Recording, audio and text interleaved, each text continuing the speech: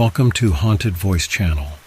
Before we get started, just a quick reminder, there are minimal ads in this video. If you enjoy the content, please hit the like button and subscribe. It really helps me create more stories for you. Also, I'd love to know where you're from and what time you're watching. I hope you enjoy the stories, and thank you so much for tuning in. Now, let's get started. I've always loved the quiet of the woods at night. There's a sort of peace out there with only the stars and the wind keeping you company. That's why I signed up to be a park ranger, to be away from the noise and chaos of the city. But after what I experienced in those woods last year, I've started to think there's something more than peace lurking out there in the dark. It was late fall. The trees bare their branches like skeletal fingers against the night sky. I was on patrol, my flashlight cutting through the mist that hung heavy in the air. I was following up on a report from a couple of campers who'd claimed they'd seen something unnatural near the old fire tower. The way they described it, a creature with the body of a man and the head of a dog or maybe a wolf, made me chuckle at first. I chalked it up to too many ghost stories around the campfire, but I had to check it out anyway, if only to put their minds at ease. The air was thick with the scent of damp leaves and decay, and each step I took felt heavier than the last, like the forest didn't want me there. I'd been to the fire tower plenty of times, but that night, something felt wrong. The silence was too deep, the kind that makes your skin crawl, like the world was holding its breath. I was about halfway to the tower when I heard it, a low, guttural growl, so deep it seemed to vibrate the ground beneath my feet. I froze, my heart racing as I scanned the trees, but there was nothing, just shadows on shadows moving like dark water. I told myself it was just an animal, maybe a bear, though deep down, I knew that sound wasn't natural. I pressed on, but the further I went, the more things seemed off. Strange markings appeared on the trees, deep scratches that looked almost like letters but in no language I'd ever seen. The kind of marks that seemed more deliberate, like someone or something had carved them with purpose. And then I saw them. At first they looked like eyes glowing in the darkness, two pinpricks of red that flickered like dying embers. But as I got closer, I realized they were part of something bigger, something crouched low to the ground, watching me. My flashlight caught a glimpse of it, a massive shape covered in matted fur, its face a twisted fusion of man and beast, with a long, narrow snout and rows of sharp, jagged teeth. I stumbled back, almost tripping over a root as it rose to its full height, towering over me, its limbs impossibly long and spindly, like the bones had been stretched too far. It let out a howl, a sound that seemed to split the night in two, reverberating through the trees. I clapped my hands over my ears, but it was no use. The sound dug into my brain, filling my head with a primal terror that left me paralyzed. And then, just as suddenly as it had appeared, it was gone, melting back into the shadows like smoke. I should have turned back then, but something drew me on, some morbid curiosity that kept my feet moving, even as my mind screamed at me to run. I reached the fire tower, but the structure looked different, almost decayed, as if it had been abandoned for years. I knew that wasn't possible. I'd been there just a few weeks before, but the wood was rotting, the metal rusted, and the door hung off its hinges. I climbed the steps, my flashlight flickering as I ascended. The higher I went, the colder it got, until I could see my breath clouding in front of me. When I reached the top, I saw something that made my blood run cold. The floor of the tower was covered in bones. Animal bones, mostly, but there were others, small and fragile, scattered like offerings around a large, flat stone. And on that stone was a carving, an intricate design of interlocking circles and jagged lines that seemed to pulse with an unnatural energy. Before I could react, I heard footsteps on the stairs, heavy and deliberate, like something was following me up. I spun around, my flashlight catching a glimpse of movement, a flash of fur and claw. I backed away, my heart pounding, and then I felt it, something cold and sharp against my back. I turned, expecting to see another creature, but there was nothing, just the open air and the forest stretching out below. That's when I realized the tower was gone. I was standing in the middle of the forest, with no sign of the structure around me, just trees and mist as far as I could see. I don't know how I got down, but suddenly I was on the ground, the world spinning around me. I stumbled back through the trees, each step more desperate than the last, until I finally broke through the edge of the forest and collapsed onto the dirt road. I must have blacked out, because the next thing I knew it was morning, and the sun was filtering through the trees. The woods looked normal again, almost peaceful, but I knew what I'd seen. I knew it was still out there, watching, waiting. And since that night I haven't been back to those woods, but sometimes, late at night, I hear that howl again, distant and faint, but unmistakable. And I know that whatever it is, it's still out there, hunting in the darkness. So if you ever find yourself near those woods, heed my warning. Stay out of the fire tower, because once you've heard the hollow howl, there's no escape. It will follow you, haunt you, and eventually, it will claim you. I've always loved camping. There's something peaceful about being alone in the woods, surrounded by nothing but nature. No people, no noise, just the crackling of a fire and the rustle of leaves in the wind. I'd done it countless times, in all sorts of places, but this trip was different. This time I decided to push myself, really test my limits. I found an isolated spot deep in the wilderness, miles from the nearest road. It was perfect, or so I thought. The forest was vast and untouched, its thick canopy shrouding the ground in a permanent twilight. The path I followed was barely a trail, just a faint game trail winding through the trees. By the time I reached a small clearing beside a stream, the sun was already setting, casting long shadows through the trees. The air was crisp, and the mist that clung to the ground gave the woods an otherworldly feel. I set up camp quickly, pitched my tent, and built a small fire. As the flames crackled to life, the mist seemed to retreat, allowing me a brief moment of comfort. I sat by the fire, cooking a simple meal, the quiet surrounding me like a blanket. For a while it was exactly what I had wanted, a perfect escape from the noise of everyday life. But as the darkness deepened and the fire began to die down, a strange unease settled over me. It started with the silence. The forest, which should have been alive with the sounds of insects and nocturnal animals, was utterly still. Not even the rustle of leaves in the wind broke the quiet. It felt like the world was holding its breath. I tried to shake off the feeling, telling myself it was just the isolation getting to me. But then I heard it. A soft crunch, like a footstep, just beyond the edge of the clearing. I froze, straining to listen. At first I thought it was an animal, a deer maybe, or a raccoon. But the sound didn't continue. It was just one step. Then, nothing. I shone my flashlight toward the trees, but the beam barely penetrated the dense mist that had rolled back in. I couldn't see anything. After a few minutes of waiting, the sound didn't return, and I convinced myself it was just my imagination, or maybe a branch falling from a tree. Still, the uneasy feeling lingered. I banked the fire and crawled into my tent, zipping it up tight. Lying there, cocooned in my sleeping bag, I listened intently to the silence, waiting for any sign of movement. But there was nothing. Just the soft trickle of the stream and the occasional crackle from the dying fire. I must have dozed off, because the next thing I remember is waking up to the sound of something brushing against my tent. My heart pounded in my chest. It wasn't the wind. There hadn't been any wind all night.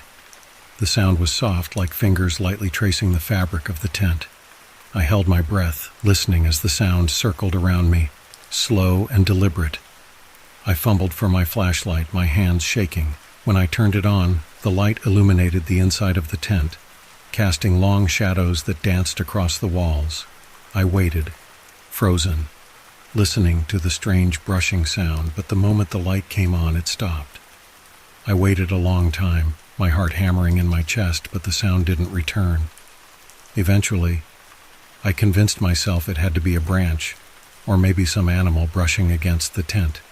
Still, I kept the flashlight clutched tightly in my hand as I lay back down, my nerves on edge. I didn't sleep well after that.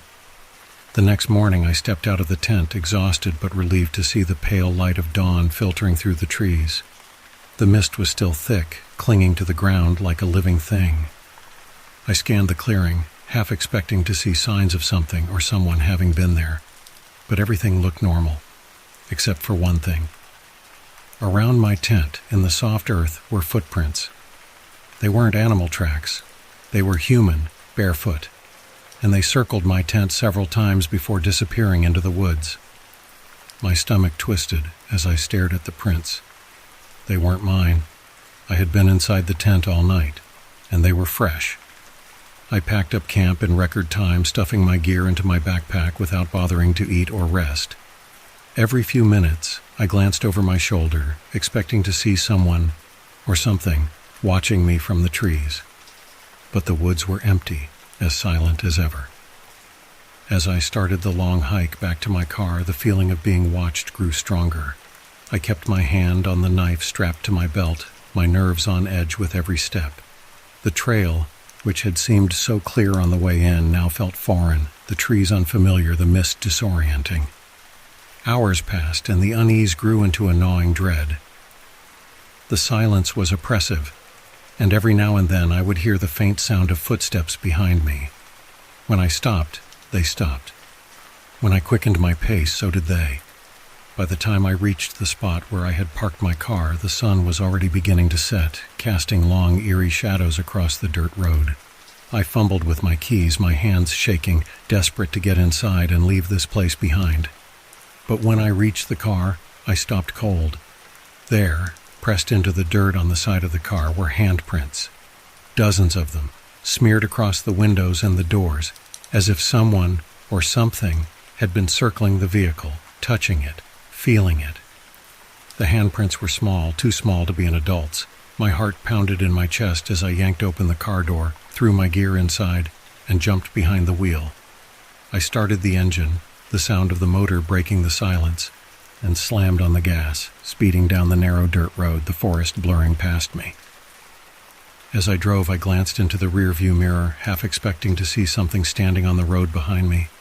But there was nothing, just the mist, swirling in the distance. I didn't stop driving until I was miles away, back in the safety of civilization. But even now, days later, I can't shake the feeling that something followed me out of that forest. Something that's still watching. And I swear sometimes late at night I hear the soft sound of footsteps just outside my window. I never thought I'd be the type to enjoy camping. The idea of disconnecting from the world, no phone, no Wi-Fi, seemed more like a nightmare than a vacation. But when my friend Eric invited me on this weekend trip to the woods, I figured, why not? I could use the break. It was just going to be me, him, and his girlfriend Sarah. Simple, relaxing. A little fire, some marshmallows, stargazing. Innocent fun. We set out early, the sun shining, birds chirping, the whole postcard scene. The drive took longer than expected, winding down back roads until we reached a secluded spot miles from the nearest sign of civilization. As we set up the tent and unpacked, I noticed how quiet it was. I mean, too quiet.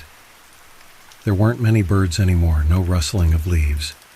Just an oppressive stillness, like the forest was waiting for something. But I brushed it off. I was just a city kid out of his element. By nightfall, we were around the campfire, roasting hot dogs, laughing, the smell of pine and smoke filling the air. Sarah was telling some ridiculous ghost story, the kind you expect on a trip like this, about some ancient spirit who haunted the woods, watching campers from the shadows. I didn't take it seriously. None of us did. But then came the sound. It was faint at first, barely noticeable over the crackling of the fire. A soft rustling in the trees, like something moving through the brush just beyond the glow of our camp. I tried to laugh it off as a deer or maybe a raccoon, but when Eric stood up with a frown, looking into the dark, I knew he heard it too. Probably just an animal, he said, his voice not entirely convincing. Sarah nodded, though her eyes darted around, scanning the dark edges of the forest. We went back to our conversation, but that uneasy feeling lingered. The night grew colder, the wind picking up, making the trees sway and creak. I swear, every time the fire flickered, I saw movement just out of sight. Shadows shifting, but when I looked directly, there was nothing. I told myself it was just the fire playing tricks on me. Around midnight, we called it a night. Sarah went into the tent and Eric and I stayed up a bit longer, finishing off the last of the beers. That's when we heard it again, louder this time, closer. A snap, like a twig breaking underfoot. I froze. "Did you hear that?" I whispered. Eric didn't respond, his eyes locked on the tree line. The firelight barely illuminated the first few rows of trees, and beyond that, pure blackness. "Who's there?" Eric called out, his voice wavering. There was no answer, just the wind. The fire crackled and popped, sending sparks into the night air, but beyond that, nothing. No footsteps, no animals scurrying away. Just silence. "Maybe we should head in," I suggested, my voice low, trying to sound calm. Eric nodded quickly. We zipped ourselves into the tent and lay there in the dark, trying to fall asleep. But the sounds didn't stop. I could hear faint rustling, soft footsteps circling the campsite. Every time I thought they were gone, they'd start up again, closer. I kept telling myself it had to be an animal, but animals don't move like that. It was slow, deliberate. Too human. Sometime in the middle of the night, I woke up. I didn't know why at first, until I heard it. Breathing. Not inside the tent, but right outside. Soft, shallow, deliberate. The hair on the back of my neck stood up. I held my breath, trying to stay perfectly still, my heart pounding in my chest. The breathing was getting louder, like whoever, or whatever it was right behind the thin fabric of the tent. Then a scratch. Slow, deliberate, something dragging across the tent wall, right where my head was. I couldn't move. I couldn't even bring myself to wake Eric. I just lay there staring at the dark ceiling of the tent, my heart racing. And then the scratching stopped. I don't know how long I stayed awake, terrified, but eventually the sounds faded, and somehow I drifted off. I woke up to daylight and the sound of birds. For a moment I thought maybe it had all been some horrible dream. But then I saw Eric and Sarah standing by the fire pit, staring at something. I crawled out of the tent, rubbing my eyes. "What is it?" I asked. Eric didn't say anything. He just pointed. Footprints. Not animal. Human. Barefoot. They circled the tent, then led off into the woods, disappearing into the undergrowth. "We should go," Sarah said, her voice trembling. Eric didn't argue. We packed up in record time, the tension thick between us. None of us wanted to say it out loud, but we all knew something had been watching us. Something had been there. As we hiked back to the car, the woods seemed different, the trees taller, the shadows deeper. And then, as we neared the car, I noticed something odd. The same footprints, barefoot, leading up to the driver's side door. I froze. My heart pounded in my chest as Eric and Sarah caught up, and we all saw it at the same time. Sarah gasped, and Eric swore under his breath. The footprints didn't just lead up to the car, they came from inside it.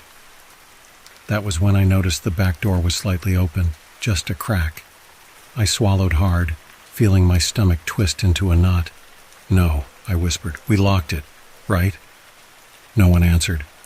Eric, trying to stay calm, opened the door wider, and we all stared inside. There, on the back seat, was a single object that didn't belong to any of us. A mask, worn, dirty, made of some kind of animal hide and shaped like a face. And then the realization hit me like a punch to the gut. Whoever, or whatever, had been outside our tent last night hadn't just watched us. They had followed us. It was supposed to be a quiet weekend away from everything, a chance to clear my head and get some peace. I'd heard about a place, a hidden spot off the main trails deep in Black Pine Forest. Not many people went there, which was exactly why I chose it. I wanted to be alone, just me in the wilderness. That's the kind of escape I needed. The drive took longer than I expected, winding down forgotten roads that seemed to get narrower the further I went. By the time I parked my car at the trailhead, it was already late afternoon. I grabbed my pack, checked my map, and started the hike to the campsite. The trail was overgrown and barely visible, but I didn't mind. That was part of the adventure. After about 2 hours, I found a small clearing beside a river, the kind of spot that felt untouched by time. The trees here were taller, their trunks thick and dark, and their branches twisted together in a tangled canopy overhead. The light that filtered through was dim, even though the sun was still up.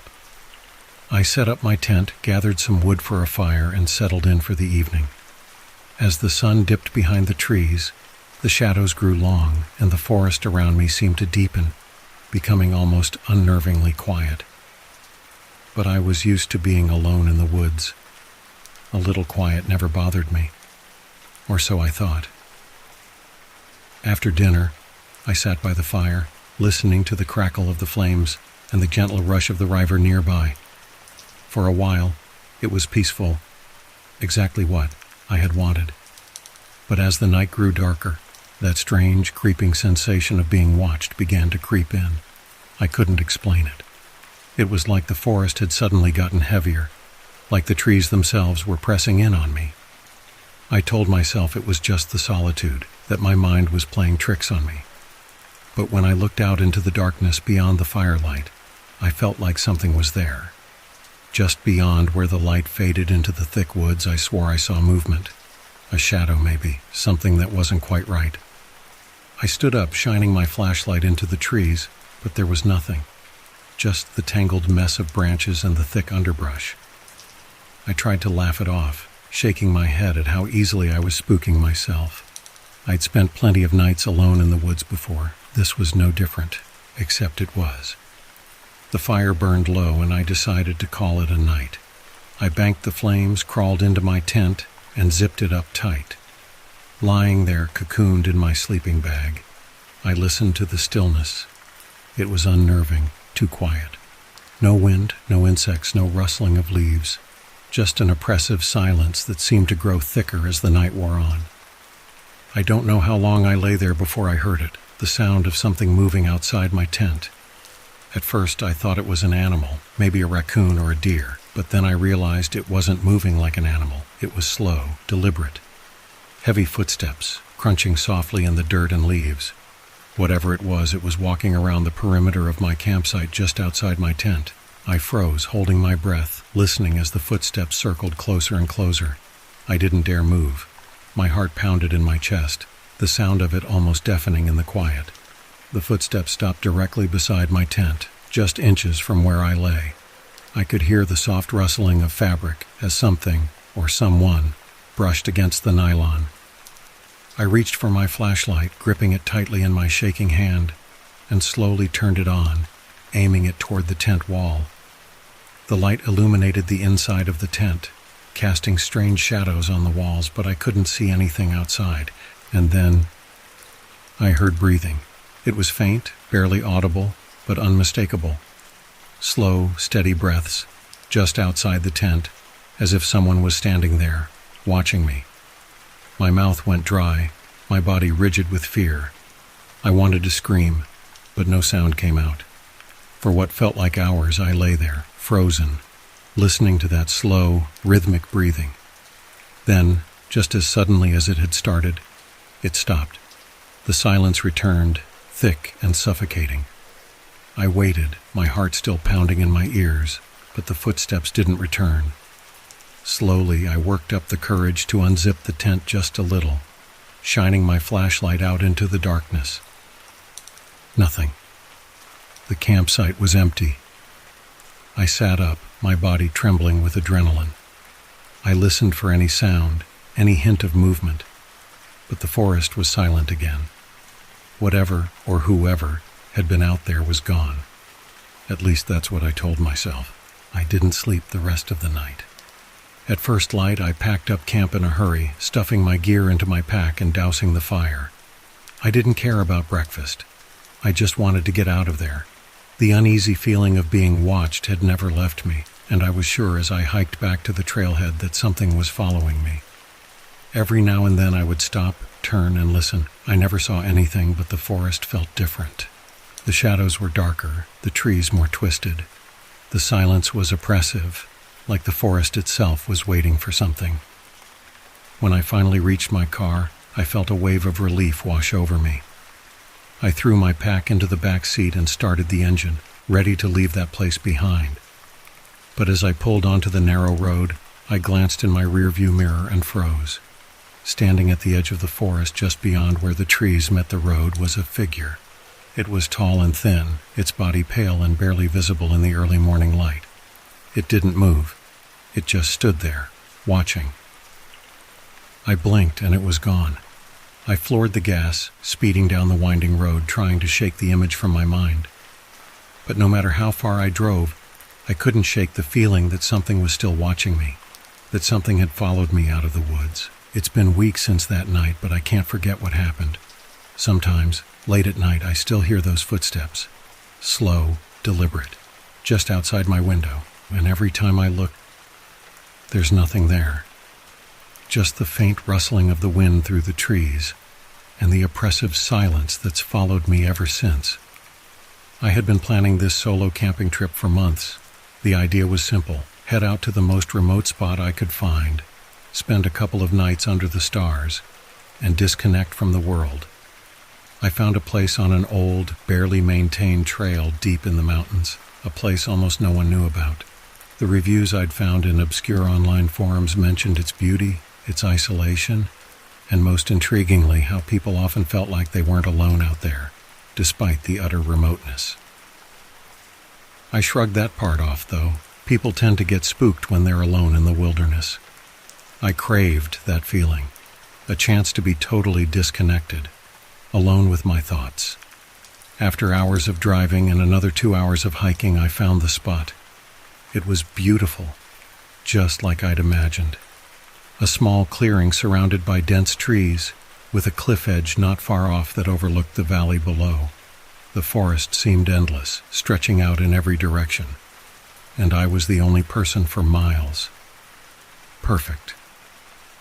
I set up camp, got a fire going, and settled in for the evening. As the sun set, I sat by the fire, enjoying the silence. The only sounds were the crackling of the flames and the occasional breeze rustling the leaves. It was peaceful. Exactly what I needed. Around midnight, as the fire was dying down, I heard it. A voice. Faint. Distant. But unmistakable. Help. I sat up, suddenly alert. It wasn't a scream, not a desperate cry, but a soft, almost pleading voice. I strained my ears, listening, but the woods had gone quiet again, just the fire crackling. I shook my head. My imagination was getting the best of me, but then there it was again. Help me, please. This time the voice was clearer, closer. My blood turned cold. It was a woman's voice, soft but filled with something that made the hairs on the back of my neck stand up. I grabbed my flashlight and stood up, sweeping the beam across the trees. "Hello?" I called out, my voice sounding too loud in the stillness. "Is someone out there?" No answer. I stood there for a minute, flashlight in hand, listening. Nothing. Just the wind now, gently pushing through the branches. Maybe I'd misheard, or maybe the wind was playing tricks on me. I sat back down, telling myself it was nothing, but I couldn't shake the unease that had settled deep in my gut. I was just about to crawl into my tent when I heard it again. "Please, help me." This time it sounded like it was coming from the direction of the cliff, just beyond the trees. My heart pounded, but I couldn't ignore it now. What if someone really was out there, hurt or lost? I grabbed my flashlight again and headed toward the sound. The beam of my light cut through the darkness as I walked toward the cliff, the ground beneath my feet soft with pine needles. The forest felt different now, like it was watching me. The trees seemed to close in around me the further I went. I reached the edge of the cliff and stopped, shining my light out over the valley. The drop was steep, jagged rocks far below. Nothing moved. The forest was utterly still. "Hello?" I called again, my voice shaky. No response. I stood there scanning the area with my light. Nothing. Just the trees, the cliff, and the empty valley below. I was about to turn back when I heard something new. A faint rustling sound behind me. I whipped around, shining the flashlight back toward the trees. At first, I saw nothing, just the dark shapes of the forest. But then, I saw it. A figure, standing just at the edge of the tree line. It was barely visible, like a shadow. Tall, thin, its limbs too long, its posture strange, unnatural. "Hello?" I called out, my voice breaking. "Who's there?" The figure didn't move, it just stood there watching me. My heart was hammering in my chest now. The voice had come from the cliff, but this figure, had been behind me the whole time. I took a step back, my flashlight trembling in my hand. And that's when the figure started to move. Not toward me, no, it moved away, back into the trees, slipping silently into the darkness as if it had never been there at all. I stood there, frozen, unsure of what to do. My instincts screamed at me to get the hell out of there, but something else, a morbid curiosity maybe, held me in place. That's when I heard the voice again. "Help me, please." But this time it wasn't distant. It was right behind me. I spun around, pointing the flashlight toward the cliff. But there was no one there. Just the drop, the endless valley below, and the oppressive, suffocating darkness of the forest. I ran back to my camp, my chest tight, my breath coming in ragged gasps. I stumbled into my tent, zipped it up, and sat there in the dark, clutching the flashlight like it was the only thing keeping me alive. I didn't sleep. I sat there for hours, waiting, listening. But the voice didn't come again, and neither did the figure. When the first light of dawn broke, I packed up as fast as I could. I didn't care about breakfast or taking my time. I just needed to get out of there.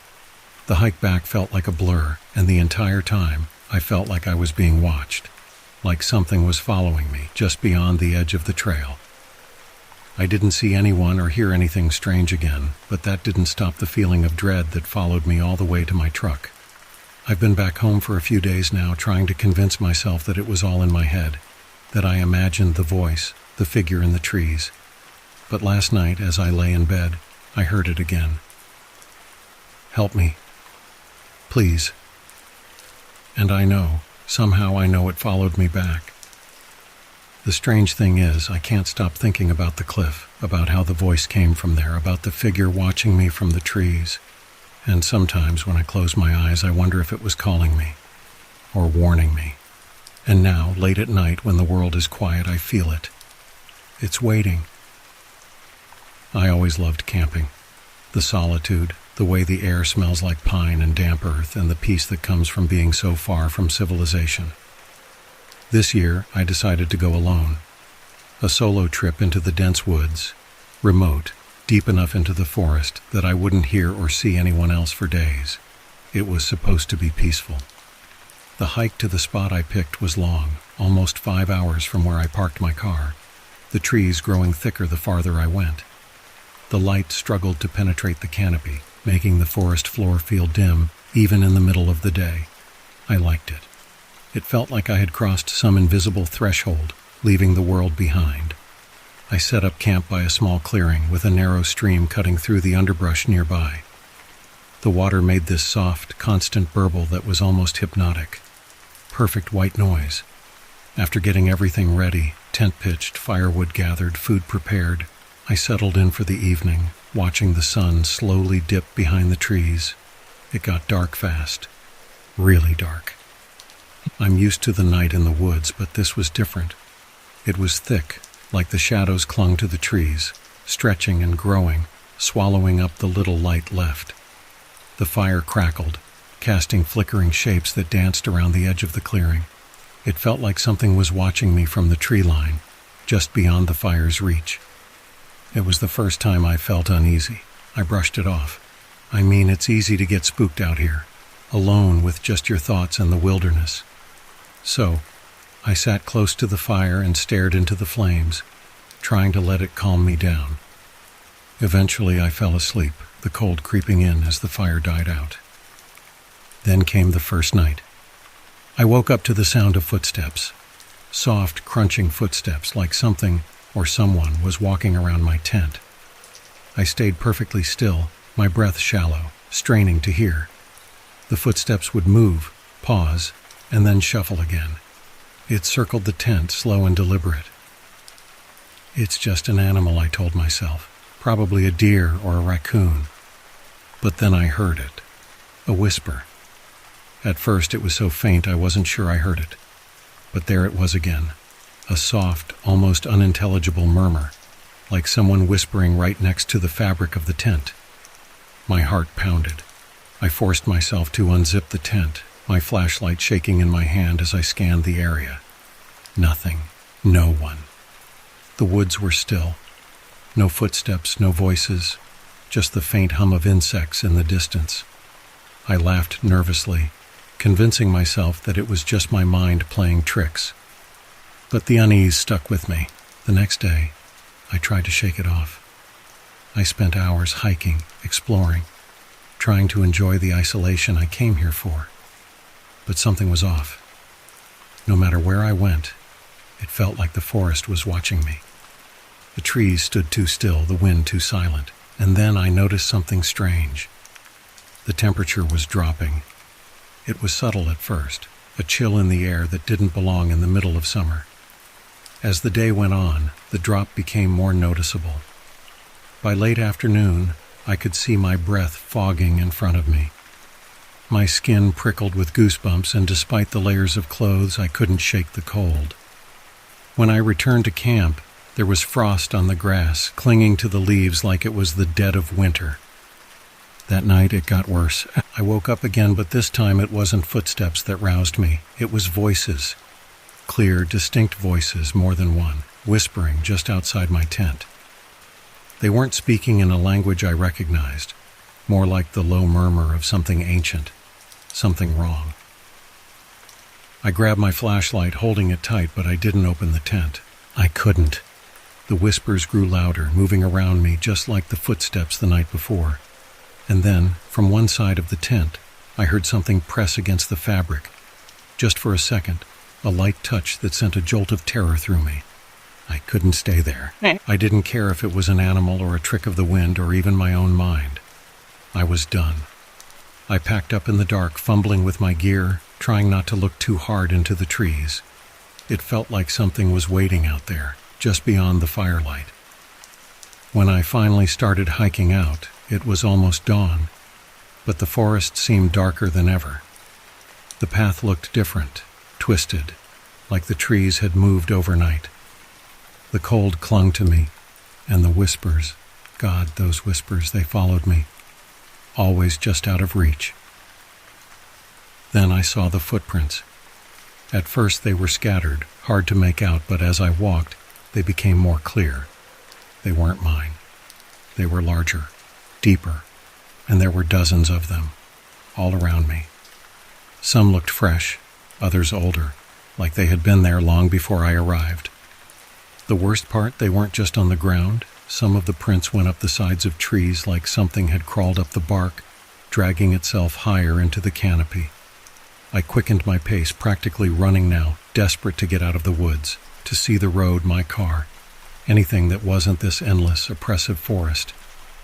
Finally I saw it, the edge of the woods, the clearing where I parked my car. But something was wrong. The car, it was covered in frost, thick white frost like it had been sitting there for weeks, untouched. My breath hitched in my throat as I reached for the door, but the metal was icy, freezing to the touch. As I tried to open it, I saw something in the corner of my eye. A reflection. In the window there was a face, not mine, not anyone I'd ever seen. Pale, twisted, hollow-eyed, it stared back at me from the inside of the car, and behind it, the forest, the trees, those endless whispering trees. I never made it out of the woods, not really, because every time I try to leave I end up back here, the same clearing, the same frost, the same face in the window. The forest doesn't let you go. It just keeps you watching, waiting until you're part of it too. I always loved camping. The isolation, the quiet. Being completely disconnected from the world was something I craved. So when my buddy Mark suggested we head out to a remote spot in the Appalachians for the weekend, I jumped at the chance. It was the kind of place with no cell service, no people, just pure wilderness. We packed up the truck and set off early Friday morning. The drive was long, winding deeper and deeper into the mountains, until the road turned from asphalt to dirt. It felt like we were the only ones for miles. That kind of solitude was exactly what I wanted, or so I thought. We finally reached the trailhead late in the afternoon. It was eerie how quiet it was. Not even birds. Just the crunch of our boots on the dry leaves and the whisper of the wind in the pines. We hiked a couple of miles into the woods until we found a spot to set up camp, an open clearing surrounded by towering trees that seemed to stretch endlessly into the sky. There was something almost suffocating about how thick the woods were, but we laughed it off. It's just nature, right? By the time we had our tents up, the sun was starting to set, casting long shadows through the trees. We built a fire, cracked open some beers, and sat back to relax. That's when the first strange thing happened. I was staring into the flames when I heard it, faint, almost like a whisper, but unmistakable. My name. Jake! I froze, my heart skipping a beat. I glanced at Mark, but he was busy poking at the fire, oblivious. Did you hear that? I asked, my voice barely above a whisper. Hear what? He replied, not looking up. I shook it off. The wind, I told myself, just the wind. But deep down, something about it didn't feel right. That night, the forest was unnervingly silent. No crickets, no owls, no rustling of leaves, just dead, oppressive stillness. Every snap of a twig or crackle from the fire made me jump. I lay in my tent, staring up at the dark canvas, unable to sleep. And then, sometime in the early hours, I heard it again. Jake. This time it was clearer, closer. It was as if someone was standing right outside my tent, whispering my name. I shot up, heart pounding in my chest. Mark's tent was just a few feet away, and I strained to hear him breathing. But all I could hear was the soft, steady rhythm of my own breath and the blood rushing in my ears. I wanted to call out, to ask if he was awake, but something stopped me.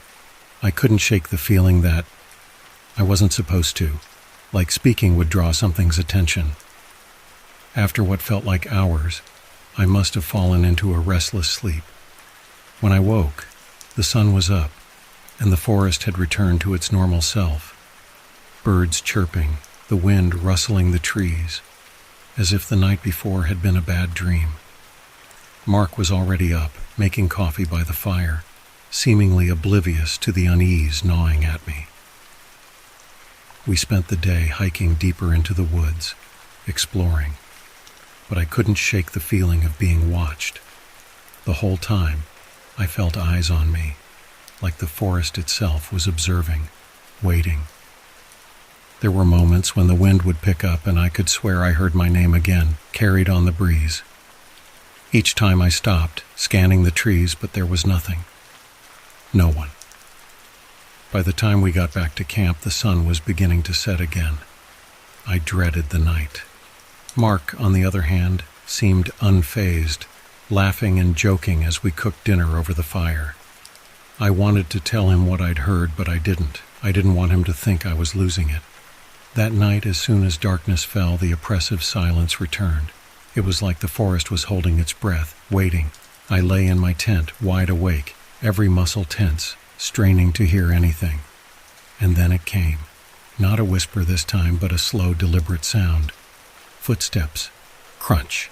Crunch. Crunch. They were slow, purposeful, circling the camp. I held my breath, listening. The steps were too heavy to be an animal, too deliberate. I sat up, my heart pounding, and reached for the zipper of my tent. But I stopped. The footsteps had stopped too. Right outside my tent. For what felt like an eternity, I sat there listening, waiting. Then, just as suddenly as they had started, the footsteps moved away, disappearing into the trees. I didn't sleep after that. When morning finally came, I stumbled out of my tent, bleary-eyed and on edge. Mark's tent was open, but he wasn't there. I called out his name, but there was no answer. I circled the camp, looking for any sign of him. Nothing. I started to panic, my mind racing. Had he gone to get help? Was he messing with me? I had no idea, but I couldn't stay there any longer. I packed up my gear, trying to stay calm, and started hiking back toward the truck. The whole way I felt like I was being followed, but every time I turned around, there was nothing, just trees. Endless, suffocating trees. When I finally reached the truck, I felt a wave of relief. I threw my pack in the back and reached for the door, but then I stopped, frozen in place. There, on the driver's side window, was a handprint. Not just any handprint, Mark's. I'd recognize his wedding band anywhere. The thing is, it wasn't on the outside. It was on the inside. And scrawled in the dirt below it, scratched into the window with something sharp, was a single word. Jake. My blood ran cold. I hadn't seen him leave camp. I hadn't heard him. But somehow, he had beaten me back here. Or, whatever was pretending to be him had. I slowly backed away from the truck, feeling the weight of the forest closing in around me. I was alone, completely, utterly alone. I turned and ran.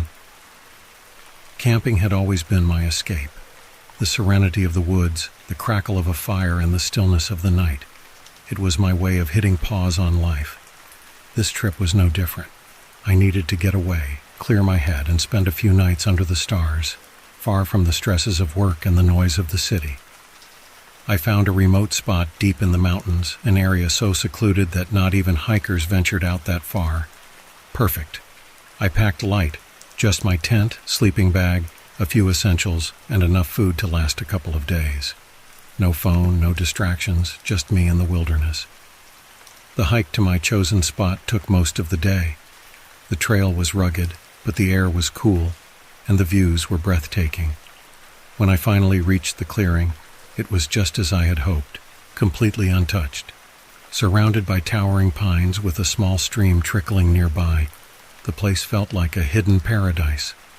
I set up my camp and built a fire as the sun began to set, casting a warm glow over the trees. As night fell, the stars emerged, brighter than I had ever seen them. It was peaceful, perfect. I sat by the fire, watching the flames dance and listening to the quiet hum of the forest. It was everything I had come for. But then, as the fire began to die down and the night grew colder, I heard something faint, just beyond the reach of the firelight. At first, I thought it was an animal, maybe a deer or a raccoon scurrying through the underbrush. But the sound wasn't quite right. It wasn't rustling or the snapping of twigs. It was humming. A low, soft hum, like a voice but without any distinct words, drifting through the trees. I tensed, listening carefully, but the sound faded as quickly as it had come. I shook it off, telling myself it was nothing. The woods could be strange at night, especially when you're alone. My imagination was probably getting the better of me. Still, I couldn't shake the feeling that something was off. The firelight flickered and cast long shadows around me, making the trees seem taller, more imposing. I added another log to the fire, hoping it would chase away the creeping sense of unease. But then the humming came again. This time it was closer.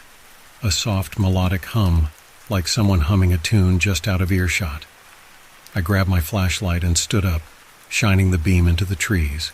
The light cut through the darkness, but all I saw were the trunks of the pines and the undergrowth. No movement. No glowing eyes reflecting back at me. I stood there, heart pounding, listening. The humming stopped. The only sound was the crackling of the fire and the distant trickle of the stream. I sat back down, trying to calm myself. It was probably just the wind, I told myself. or maybe some distant echo from the valley. But deep down, I knew that wasn't true. Hours passed and the fire burned lower. I couldn't relax. Every little sound, the snap of a twig, the rustling of leaves, sent a jolt of fear through me. I kept the flashlight close, my eyes darting to the edge of the clearing where the darkness pressed in like a living thing. Then, just as I was starting to think I'd imagined it all, I saw something. A figure barely visible in the shadows standing just beyond the firelight. It was tall, too tall to be human, and its body seemed to shimmer in the flickering glow of the fire. It stood perfectly still, watching. I blinked, my breath catching in my throat, and the figure was gone. I shone my flashlight where it had been, but there was nothing, just trees and shadows. I told myself I was seeing things. The firelight, the shadows, the isolation, it was all playing tricks on me. But even as I tried to convince myself, I could feel it. Something was out there. I threw more wood on the fire, desperate to keep the light strong. The flames flared up, casting eerie shapes into the night. The temperature dropped even further, and the air felt thick, heavy, like the forest itself was closing in around me. And then I heard it again. Not the humming this time, no, this was different. Footsteps. Slow, deliberate footsteps crunching through the underbrush, circling my camp. I stood up, my heart racing, shining the flashlight in every direction. But the beam revealed nothing. The footsteps continued, moving in a slow, steady circle around the clearing, just outside the firelight. I called out, my voice shaking, "Who's there?" No response, just the footsteps, always just out of reach. I backed up toward the fire, the flashlight trembling in my hand. I could feel eyes on me, cold, watching, waiting. The footsteps stopped. The silence that followed was suffocating. The fire crackled softly, and I stood there, frozen, my pulse pounding in my ears. I could feel something out there, lurking just beyond the light, but I couldn't see it. And then from the darkness came the humming again. But this time it was right behind me.